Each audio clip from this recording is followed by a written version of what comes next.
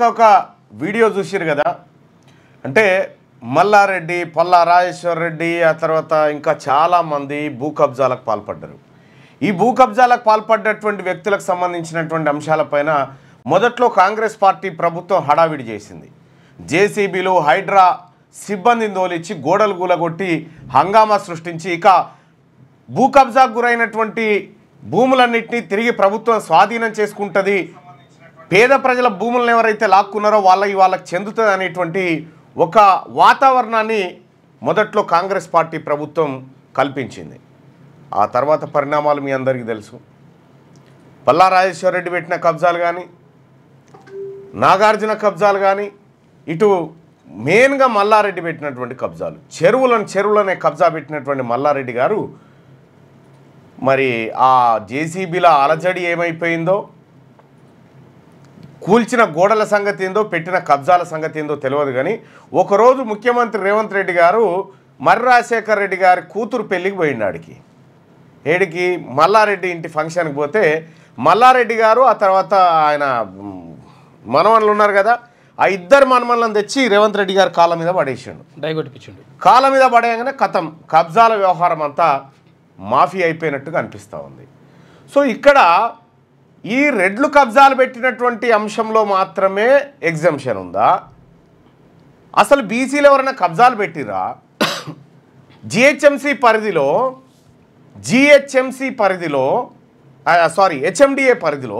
HMDA పరిధిలో 2 లక్షల కోట్ల రూపాయల విలువైన భూములను ఓన్లీ రెడ్లు కబ్జా పెట్టారు.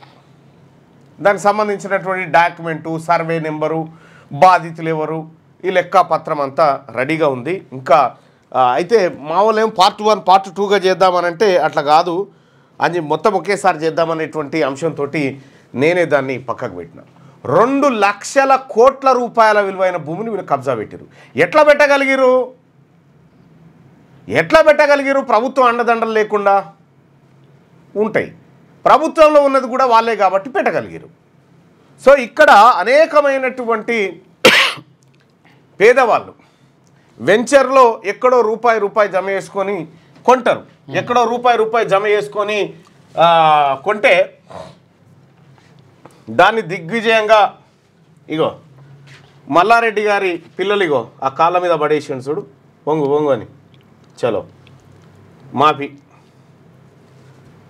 అంటే పోరగాళ్ళను కాళ్ళ మీద పడేసి, అంటే వీళ్ళు మొక్కితే తప్పు అవుతుంది కదా, పెద్దవాళ్ళు కాబట్టి రేవంత్ రెడ్డి గారు కాళ్ళు మొక్కడం తప్పు అవుతుంది కాబట్టి పిల్లల్ని తీసుకొచ్చి కాళ్ళ మీద పడేసారు. మల్లారెడ్డి చాలా తెలివైనటువంటి మల్లారెడ్డి చాలా తెలివిగా బహిరంగంగా ఈ డీలింగ్ క్లోజ్ చేసేసారు. అంటే ఇక్కడ ఈ భూములు ఎవరివి, ఎక్కడి నుంచి వచ్చిన భూములు ఇవి? వాస్తవానికి మీరు నమ్మక ఆశ్చర్యం వ్యక్తం చేస్తారు. అన్ని భూములను కొల్లగొట్టిరు వీళ్ళు. అంటే అధికారం చేతిలో ఉంటే ఏమేం చేయొచ్చు వీళ్ళని చూసి నేర్చుకోవచ్చు అన్నట్టు. మీరు చూసిరు గతంలో ఫార్మా ఇండస్ట్రీలు, ఇంజనీరింగ్ కాలేజీలు, హాస్పిటల్స్, కార్పొరేట్ ఎడ్యుకేషన్ ఇన్స్టిట్యూషన్స్, అన్నీ, పాలిటిక్స్, ఐఏఎస్లు, ఐపీఎస్లు, ఆ జాబితా కూడా ఉంది. ఎట్లా ఏ పొజిషన్లోకి వచ్చేసారు వీళ్ళు, కీలకమైనటువంటి ఏరియాలోకి వీళ్ళు ఎట్లా చొరబడతారు, ఆ తర్వాత ఎట్లా కొల్లగొడతారు ఈ భూములన్నింటినీ, కంప్లీట్గా ఈ వివరాలన్నింటినీ మీకు నాకు తెలిసి రేపు అనుకుంటున్నాను, నేను రేపటికల్లా మీకు అందించే ప్రయత్నం చేస్తా ఆ డాక్యుమెంట్. కానీ ప్రజలారా ఒకటి గుర్తుపెట్టుకోండి, 500 రూపాయల ఓటు కాసపడేటువంటి జనానికి 500 రూపాయలు వారేసి వీళ్ళు 5,500 కోట్ల విలువైన భూములను ఖతం చేస్తూ ఉన్నారు. అంటే పవర్ అట్లాంటిది. ఓన్లీ వీళ్ళనే కాదు, గతంలో ఉన్నటువంటి బీఆర్ఎస్ పార్టీ చేసింది అదే. ఇప్పుడు తెలంగాణ రాష్ట్రంలో బీసీలంతా ఏకతాటి మీదకి వచ్చి మా వాటా మాకు కావాల్సిందే, మా అధికారం మాకు కావాల్సిందే అనేటువంటి నినాదం వచ్చినటువంటి సందర్భంలో ఇప్పుడు కొత్తగా మళ్ళీ నినాదాలు వాళ్ళే రూపం మార్చుకుంటారు. ఎట్లా? ఇప్పుడు కవిత గారు మళ్ళా బీసీలకు సామాజిక న్యాయం జరగలేదని ఆమెనే ఆ 10 సంవత్సరాల అధికారంలో ఉన్నప్పుడు ఏ బీసీ గుర్తుకు రాలే, ఏ న్యాయం లేదు. ఇటు కాంగ్రెస్ పార్టీది అదే, భారతీయ జనతా పార్టీది అదే. ఇవాళ బీసీలు అందరూ గుర్తుకొస్తా ఉన్నారు. తెలంగాణ రాష్ట్రంలో ఉన్నటువంటి బీసీ ప్రజలారా, రాజ్యాధికారం ఒక్కటే మన అన్ని సమస్యలకు పరిష్కారం. నిన్న వెలుగు పేపర్ ఏదో చూస్తూ ఉంటే, వెలుగా ఈనాడ ఇది ఈనాడు పత్రికకు సంబంధించినటువంటి అంశం. ఇక్కడ చూడండి, రేవంత్ రెడ్డి గారు, ఉత్తమ్ రెడ్డి గారు, పొంగులేటి శ్రీనివాస్ రెడ్డి గారు, తుమ్మల నాగేశ్వరరావు గారు, వీళ్ళ జనాభా అంతా కూడా వీళ్ళు నలుగురు కీలకమైనటువంటి మంత్రులు కూర్చున్నారు. వీళ్ళ చేతిలో దాదాపు కొన్ని వేల కోట్ల రూపాయల బడ్జెట్ వీళ్ళ చేతుల్లో ఉంది. అయితే పిడికెడు మంది లేనటువంటి వాళ్ళు 90% మంది ప్రజల బాగోగుల గురించి సెక్రటేరియట్లో కూర్చొని ఆలోచన చేస్తూ ఉన్నారు. పాడి ప్రొక్యూర్మెంట్ ఎట్లా చేయాలి, ఏం కథ అనేటువంటి సంక్షేమ పథకాల గురించి. మరి ఈ 90% ప్రజల్లో ఇటువంటి మేధావులు లేరా? వీళ్ళకంటే తాతలు ఉన్నారు మేధావులు. వాస్తవానికి కూడా వీళ్ళకు ఉన్నటువంటి నాలెడ్జ్ చాలా తక్కువ, వాళ్ళకు ఉన్నటువంటి నాలెడ్జ్ ఆయా రంగాల్లో ఎక్కువ, వాళ్ళ రంగాల్లో. కాబట్టి నేనేమంటున్నానంటే, అంటే వీళ్ళని బూచిగా చూపెట్టడం అని కాదు, బీసీ ప్రజలారా మనకు కావాల్సింది రాజ్యాధికారమే. ఈ అధికారం 2028 కల్లా బీసీలకి దక్కితేనే బీసీల ఉనికి ఉంటుంది. ఏం చేస్తావు పోయి ఆ అన్న యువసేన ఈ అన్న యువసేన చూస్తలేవా కళ్ళ ముంగట?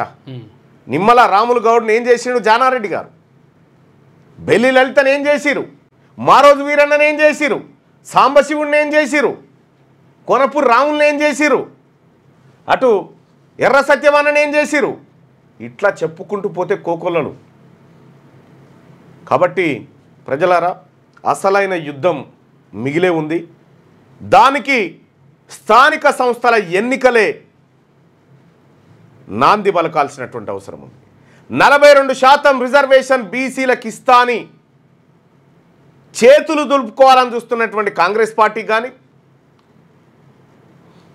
రేపు బీసీ ముఖ్యమంత్రి అని చెప్తున్నటువంటి భారతీయ జనతా పార్టీ కానీ, ఇటు ఇంకా సామాజిక న్యాయం జరగలేదని చెప్పి చెప్తున్నటువంటి బీఆర్ఎస్ పార్టీకి కానీ, మీ అందరినీ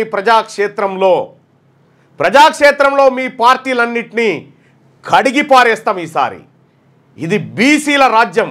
తెలంగాణ రాష్ట్రంలో ఓట్లు మాయి, సీట్లు మీయా, మీ చేతిలోకి పెత్తనమా? ఇవాళ మంత్రివర్గ విస్తరణ మీద ఇప్పుడు 4-5 సార్లు ఢిల్లీకి పోయి వచ్చారు. మెల్లగా లీకులు ఇచ్చి చూస్తున్నారు. ఏంది పేపర్లలో ఎస్టీల కోటి, ఎస్టీల కోటి, బీసీల కోటి, మైనార్టీల కోటి అట్లంటే ఏమంటారో రియాక్షన్ ఎట్లా వస్తుందో అని చూస్తా ఉన్నారు. అందుకని ఆగుతున్నారు. మీ కర్మకే ఇదంతా, మీరు గుర్తుపెట్టుకోర్రి. మీ కర్మకు మంత్రివర్గ విస్తరణ మీకు తలగొరివి కాబోతా ఉంది మీ ప్రభుత్వానికి. ఈ తలగొరివి పట్టేది తీర్మార్మలనే మీ పార్టీకి కానీ మీ ప్రయత్నానికి కానీ. ఖచ్చితంగా ఈ తెలంగాణ రాష్ట్రంలో మీ రాజకీయ కుతంత్రాలు ఇన్ని రోజులు మా ప్రజలు మేల్కొలుపు లేనప్పుడు ఎన్ని ఆటలాడినా నడిచింది. ఇవాళ మేము బీసీలమంతా ఒక్క తాటి మీదకి వచ్చి తీక్షణంగా గమనిస్తున్నాం మీ అడుగులన్నింటినీ. కాబట్టి బీసీ ప్రజలారా, కవిత గారి జాగృతి డ్రామా అయినా ఇప్పుడు కవిత గారి నెత్తిల పేన్లు ఉండే అన్నీ నాకు అర్థం కాక అడుగుతా. కవిత గారి నెత్తిల పేన్లు ఉండే సపరేట్ ఉంటారా? అందరికి ఉన్నట్టే ఉంటాయి. మరి మన ఆడబిడ్డలకు కూడా ఉన్నాయి కదా.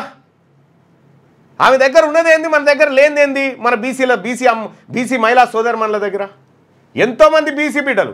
గడ సునీతారావు అని చెప్పి ఆమె బీసీ మహిళలకు న్యాయం చేయమంటే ఆమెకు షోకాజ్ నోటీసు. మీరు గుర్తుపెట్టుకోండి, బీసీల ఇండ్ల కాడికి మీరు బొచ్చ పట్టుకొని వచ్చి భవతీ భిక్షాందేహి అనే రోజు రాకపోతే అడగండి. బీసీ ఆఫీసర్లు ఎంతమందిని ఏసీబీలకు పట్టిస్తారు? ఇంకా ఎంతమంది మా పోలీస్ ఆఫీసర్లకు పోస్టింగ్ లేకుంటుంటుంది? ఇంకా ఎంతమంది మా బీసీ ఉద్యోగస్తులను ఇంకా గోస పెడతారు? ఇంకా బీసీలకు 42% రిజర్వేషన్ ఇచ్చిన తర్వాత నోటిఫికేషన్లు, ఉద్యోగ నోటిఫికేషన్లు, బీసీలకు 42% రిజర్వేషన్ లోకల్ బాడీస్లో ఇచ్చిన తర్వాత లోకల్ బాడీస్లోకి మీరు రావాలి ఎన్నికలకి. లేదు అంటే ఆ రోజు నుంచే మీ పతనం ప్రారంభమవుతుంది. మీరు రాసి పెట్టుకోరు. ఊర్లకూర్లే తీర్మానాలు చేసి పెడతాయి, ఊర్లకూర్లు తీర్మానాలు చేస్తాయి. ఇది బీసీలది అని. ఇప్పటి వరకు కులగణన లెక్కలు బయటపెట్టే దమ్ము లేదు మన ప్రభుత్వానికి. కులగణన లెక్కలు తెలంగాణ రాష్ట్రంలో ముదిరాజులు ఎంతమందిరో లెక్క బయట పెట్టేటువంటి దమ్ము లేనటువంటి ప్రభుత్వం ఇది. మీరు అద్భుతమైన కులగణన చేసిరని చెప్పాడు రాహుల్ గాంధీ గారి. పాపం ఆయనకు కూడా తెలిసి ఇదంతా ఫేక్ అని. ఇవాళ మంత్రివర్గ విస్తరణలో తెలంగాణ రాష్ట్రంలో మంత్రివర్గ విస్తరణ చేపడితే నిన్ననో మొన్ననో మన మాదిగ సోదరులందరితో ఒక రిప్రజెంటేషన్ తీసుకుండే ఎవరు? ముఖ్యమంత్రి గారు. చాలా అరుదుగా తీసుకుంటున్నట్లు. ఎందుకు తీసుకుండొచ్చు చెప్పుర్రి? అటు వివేక్కు చెక్ పెట్టడానికి మాదిగ సోదరులందరి దగ్గర నుంచి వినతి పత్రం మాదిగలకు ఇవ్వాలి అని చెప్పి ఒక రిప్రజెంటేషన్ తీసుకుంది. సరే మాదిగలకు దక్కాల్సిందే కాదంటలేదు, కానీ మీరు ఎవరెవరిని ఎక్కడెక్కడ చెక్కు పెట్టుకుంటూ వస్తున్నారో స్పష్టంగా మన ప్రజలు గమనించాలా. ఇవాళ తీన్మార్ మల్లన్న కాంగ్రెస్ పార్టీలో ఉంటే ఎంత ప్రమాదమో రేవంత్ రెడ్డి గారికి తెలిసినంతగా ఎవరికి తెలియదు. ఇప్పుడు వివేక్ మంత్రివర్గంలోకి వస్తే ఎంత ప్రమాదమో రేవంత్ రెడ్డి గారికి తెలిసినంతగా ఎవరికి తెలియదు. ఇంకో విషయం ఏంటంటే ఎప్పుడైనా ఇట్లా అంటే రేపు పొద్దున మాదిగలకు మంత్రి పదవి కావాలి, వివేక్ది కట్ చేయండి అనేటువంటి మాట వైపు చెప్తూనే ఎస్సీ ఎస్టీ బీసీలకు ఒకటొకటి చొప్పున అని చెప్తా ఉన్నారు. మీ తాత జాగిరా 6కి 6 బీసీలే, అవి 6కి 6 మంత్రి పదవులు బీసీలే. లేరా మా బీసీలో? మా శ్రీహరెడ్డి పోయిండు, ఇక్కడ బీర్లైలే లేడా, అటు వీర్లపల్లి శంకర్ లేడా, అటు ఆది శ్రీనివాస్ లేడా? ఎటువైరు వీళ్ళు బీసీలు కాదా? వీళ్ళకి చేత కాదా? 6కి 6 బీసీలయే. బీసీ మంత్రులు రావాల్సిందే. ఈ 6లలో 6 బీసీలకే రావాలి. ఇది మా డిమాండ్. మీ పిల్లలు ఐఐటి ఎంసెట్ లాంటి కాంపిటేటివ్ ఎగ్జామ్స్ కి ప్రిపేర్ అవుతున్నారా? జాబ్స్ కోసం చేసే ప్రయత్నంలో విఫలమవుతున్నారా? ఇంగ్లీష్ పై పట్టు సాధించలేక పోటీ ప్రపంచంలో వెనుకబడుతున్నారా? స్టేట్ సిలబస్ అయినా సెంట్రల్ సిలబస్ అయినా అన్ని సబ్జెక్టులు ఇప్పుడు ఒక్క క్లిక్ లో. షేక్ స్పైకర్ ఇప్పటి వరకు ఎవరు తయారు చేయలేని విధంగా రూపొందించబడిన సరికొత్త యాప్. ఇప్పుడే షేక్ స్పైకర్ యాప్ ని ప్లే స్టోర్ నుండి డౌన్లోడ్ చేసుకోండి. కేవలం 1000 రూపాయలకే 7 ఏళ్ల పాటు సబ్స్క్రిప్షన్ పొందండి.